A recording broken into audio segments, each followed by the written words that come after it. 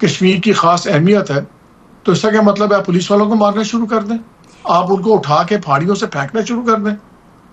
कश्मीर के ऊपर से पाकिस्तान 3 जंगें लड़ चुका है, हमारा इंडिया से झगड़ा किस बात का? कश्मीर का है। ये जो प्राइम मिनिस्टर हैं इस वक्त एजेके के, वो तो बहुत ही कोई नालायक आदमी है, माजरत के साथ, कि ये एक दिन में तो लोग स्ट्रीट में नहीं आ गए ना, सड़कों पर तो एक दिन में तो नहीं आए, ये तो चीज़ें बिल्डअप होती हैं। हम जानना चाहते हैं कि जो रोज़ आप जैसे लोग हमें डराते रहते हैं कि बस ख़त्म होने को है हर चीज़ और आप बिल्कुल भिखारी बन जाएंगे 25 करोड़ लोग, तो क्या मसला क्या है? असल में गलती कहाँ हो रही है, कैसे हो रही है, दुरुस्त कैसे होगी? उन्होंने 370 रिवोक किया, 35A रिवोक किया, तो उनका क्या स्टैंड था नरेंद्र मोदी का? जब फिर उन्होंने हमारे इलाके को यूनियन टेरिटरी से निकाल के उसको एक और स्टेटस दिया, तो उस वक्त उनका क्या नैरेटिव था? अब फिर उनका एक इलेक्शन है और डेफिनेटली यहाँ अगर कोई टेंशन होगी तो उनको इसका बेनिफिट होगा। दोस्तों, पीओके में पिछले 4 दिनों से हो रही हिंसा लगातार उग्र होती जा रही है। पूरा पीओके इस समय हिंसा की आग में जल रहा है। कई पुलिस वाले और पीओके के आम लोग इस हिंसा में मारे जा चुके हैं, जबकि सैकड़ों लोग घायल भी हुए हैं।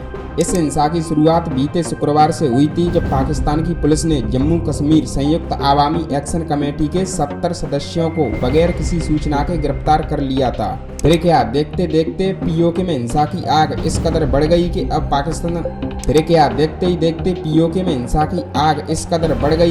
पाकिस्तान सरकार के कंट्रोल से पूरी तरह बाहर हो चुकी है। इसी बीच नवाज शरीफ ने आनन फानन में PMLN के राष्ट्रीय अध्यक्ष पद से इस्तीफा भी दे दिया। वहीं दबाव में आकर पाक PM शहबाज शरीफ ने सोमवार को सब्सिडी पैकेज की बात करके पीओके के लोगों को मनाने की कोशिश की, लेकिन महंगाई, बेरोजगारी और पाकिस्तान के अत्याचार झेल रहे पीओके के लोगों ने इसे साफ इनकार कर दिया और अपना प्रोटेस्ट लगातार जारी रखा है। दोस्तों, पीओके के प्रोटेस्टों को देखकर अब लग रहा है कि भारत को कुछ भी करने की जरूरत नहीं है। पीओके के लोग खुद चलकर भारत में आकर शामिल हो जाएंगे। अगर आपसे पहले उन्होंने हाँ करनी है तो फिर नेगोशिएशन किस बात की? लग ही रहा है कि ये जान के भी एक तेजी पैदा की जा रही है और उसमें काफी अवामिल हैं, डोमेस्टिक भी, इंटरनेशनल भी। मैं ये नहीं कह रहा कोई साजिश हो रही है या मैं अभी शुरू कर दूं, जो गवर्नमेंट करती है, इंडिया है, वो है, but we have to now take some certain decisions governments को। कल एक बच्चा मारा गया, शहीद हो गया, police officer, young police officer, crowd की फायरिंग से मरा है।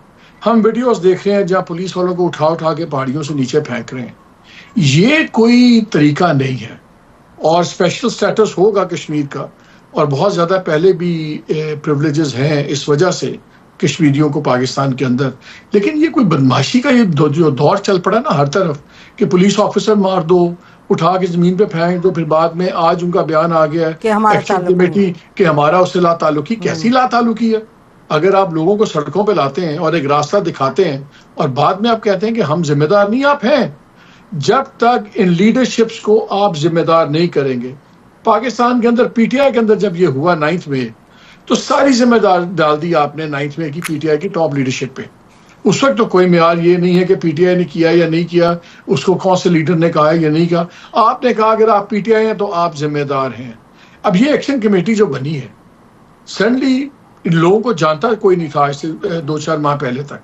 कौन है ये लोग, कहाँ से एकदम पॉपअप आए हैं? इतना ऑर्गेनाइज चीज चली है, बिल्कुल मुतालबात में एक हद तक जायज है। एक होता है कि आप कहते हैं जी हमें 3 रुपए 10 पैसे का यूनिट दें, जो प्रोडक्शन यूनिट है। ये तो मुझे समझ आती है कि आपको सब्सिडाइज बिजली मिले, लेकिन ये कि हम आपको अगर वो नहीं करेंगे तो हम मंगला ब्लॉक कर देंगे, अगर हम आटा नहीं देंगे तो हम सड़कें ब्लॉक कर देंगे, हम पुलिस ऑफिसर्स मारेंगे, हम लोगों को उठा के पहाड़ियों से नीचे फेंकेंगे। और आप तकरीरें सुने जो वहाँ चल रही हैं, इस किस्म की तकरीरें चल रही हैं चौकों पे खड़े होके कि जी जो आएंगे इनकी लाशें उठाने वाला कोई नहीं होगा।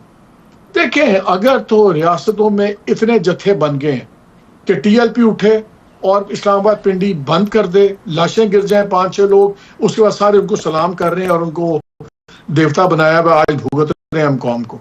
सिमिलरली आज इन लाश गिरने के बाद अगर गवर्नमेंट ने इतना बैकफुट पर जाके करना है तो आपका मैसेज बड़ा क्लियर है। इस मुल्क में जिसके पास जत्था है, जो आके पुलिस वाले मार सकता है, जो लाशें गिरा सकता है, उसका ये मुल्क है। आपका मेरा मुल्क नहीं है जो जायज तरीके से मुतालबा करते हैं तरीके से। ये एक लेवल के फैसले होने की जरूरत नहीं है, ये एक कल्चर बन गया इस मुल्क में। बदमाशी का, कत्लो गारत का, और बाद में किसी किस्म की अकाउंटेबिलिटी ना होने का। टीएलपी के लोग जो अंदर होने चाहिए थे, उन पे कत्ल के मुकदमे चलने चाहिए थे, उनको रेंजर्स, उनके जनरल साहब ने पैसे देके घर भेज दिया। आपके ट्रांसफार्मर्स हैं, उन लाइन के ऊपर काम होता है, लॉसेस होते हैं, बहुत सी चीजें होती है। तो ये चीजें जो डिमांड्स उनकी थी वो रियलिस्टिक नहीं थी। लेकिन इवन देन मैं कसूर उन लोगों का नहीं जो है समझता। कसूर फिर भी उस जो हुकूमत है मुतलका एजेके की, जो प्राइम मिनिस्टर है, जिम्मेदारी उनकी है। He is the captain of the ship. इससे पहले उन्होंने प्रेस कॉन्फ्रेंस क्यों नहीं की? सरदार रजा साहब हमारे साथ मौजूद हैं, हमारे नुमाइंदे हैं, जो है आजाद जम्मू कश्मीर से इस वक्त मुजफ्फराबाद के अंदर मौजूद है, उनसे जानते हैं। रजा साहब, आपको मेरी आवाज आ रही है? जी बिल्कुल आ रही है। अच्छा, ये बताइएगा कि अभी जो है इस एग्रीमेंट के बाद ये जो नोटिफिकेशन दिखा दिए गए हैं प्राइम मिनिस्टर साहब की तरफ से, अब वहां पे सूरत-ए-हाल क्या है? क्या मुजाहिरीन वापस जाना शुरू हो गए हैं? और ये जो आर्गूमेंट यहाँ पे हम बात कर रहे हैं, जिसके ऊपर बहस कर रहे हैं, कि ये अचानक से मुतालबा सामने हो गए या काफी अरसे से कोशिश हो रही थी और उनकी बात सुनी नहीं जा रही थी?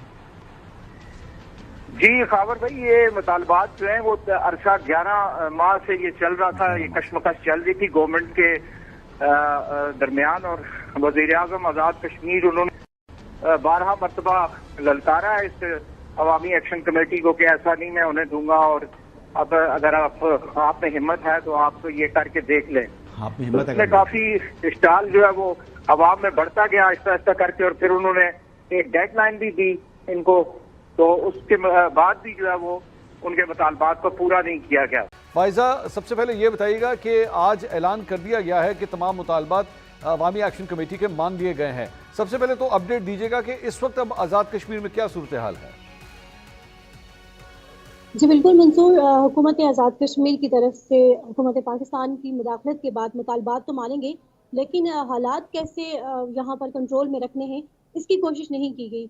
जैसा ही एक तरफ नोटिफिकेशन वज़ीर आज़म ने प्रेस कॉन्फ्रेंस के दौरान दिखाया, उसके फौरन बाद मुजफ्फराबाद में रेंजर्स की जानिब से फायरिंग का सिलसिला शुरू हो गया, जिसके नतीजे में जो 2 शहरी हैं अब तक जांबाक हो चुके हैं, और 19 के करीब जो शहरी हैं वो इस वक्त जख्मी हैं। CMH अस्पताल में उनको मुंतकिल किया गया है, और वहां पर खून की अशद जरूरत है क्योंकि खून मौजूद नहीं है अस्पताल के पास। और इस सारी सूरत हाल के बारे में जब हमने इंतजामिया से बात की, हुकूमत आज़ाद कश्मीर के नुमाइंदों से बात की, तो उन्होंने इस लाताल्की का इजहार कर दिया। उन्होंने बताया कि हमें नहीं पता कि रेंजर्स कैसे आए और उन्होंने कैसे फायरिंग की। हालांकि रेंजर्स दिन को चले वापस जा चुके थे जब शहरियों की जानिब से मुजावरत का सामना उनको करना पड़ा, उनकी जानिब से पथराव किया गया, तो रेंजर्स आजाद कश्मीर की हदूद को छोड़कर वापस KPK की हदूद में चले गए थे। लेकिन जैसे ही नोटिफिकेशन सामने आया, सारे मुतालबात पूरे करने की यकीन दहानी करवाई गई, और वहां से वो जो मुजाहिरीन का काफिला था उसने इसको जश्न मनाने के लिए मुजफ्फराबाद की तरफ जब आने का सिलसिला उनका शुरू हुआ, वो रास्ते में ही थे कि दूसरी जानब ये सिलसिला शुरू हो गया। और ऐसे ही रेंजर्स ने